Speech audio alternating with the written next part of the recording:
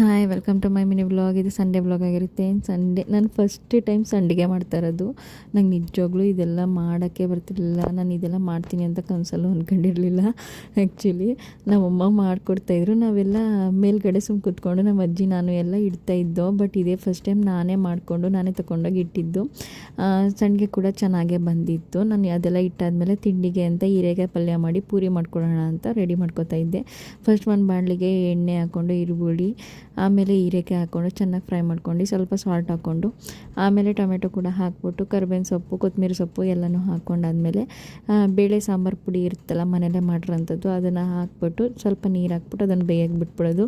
ಇನ್ನೊಂದು ಕಡೆ ಇನ್ನೊಂದು ಬಾಣಲಲ್ಲಿ ಕಡಲೆ ಬೀಜನ ಸ್ವಲ್ಪ ಡ್ರೈ ರೋಸ್ಟ್ ಮಾಡಿಕೊಂಡು ಅದನ್ನು ಕೂಡ ತರ್ತರಿಯಾಗಿ ಪುಡಿ ಮಾಡಿಕೊಂಡು ಹಾಕ್ಕೊಂಡು ಮಿಕ್ಸ್ ಮಾಡಿಕೊಂಡ್ರೆ ಹೀರೆಕಾಯಿ ಪಲ್ಯ ತುಂಬ ಚೆನ್ನಾಗಿರುತ್ತೆ. ಇದ್ರ ಜೊತೆ ಪೂರಿ ಕಾಂಬಿನೇಷನ್ ಚೆನ್ನಾಗಿರುತ್ತೆ.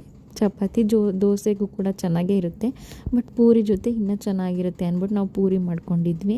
ಪೂರಿ ಮತ್ತು ಅದೆಲ್ಲ ತಿಂದ್ಕೊಂಡಾದ್ಮೇಲೆ ನಾಷ್ಟಕ್ಕೆ ಸ್ವಲ್ಪ ಶಾಪಿಂಗ್ ಮಾಡೋದಿತ್ತು ಅಂತ ಅಂದ್ಬಿಟ್ಟು ಬಟ್ಟೆ ತೊಗೊಳಕ್ಕೆ ಹೋಗಿದ್ವಿ. ಶಾಪಿಂಗ್ ಮುಗಿಸ್ಕೊಂಡು ಮನೆ ಕಡೆ ಹೊರಟಿದ್ದಾಯಿತು. ಈ ವ್ಲಾಗ್ ಇಷ್ಟ ಲೈಕ್ ಮಾಡಿ, ಹಾಗೆ ಸಪೋರ್ಟ್ ಮಾಡೋದು ಮರಿಬೇಡಿ. Thank you so much.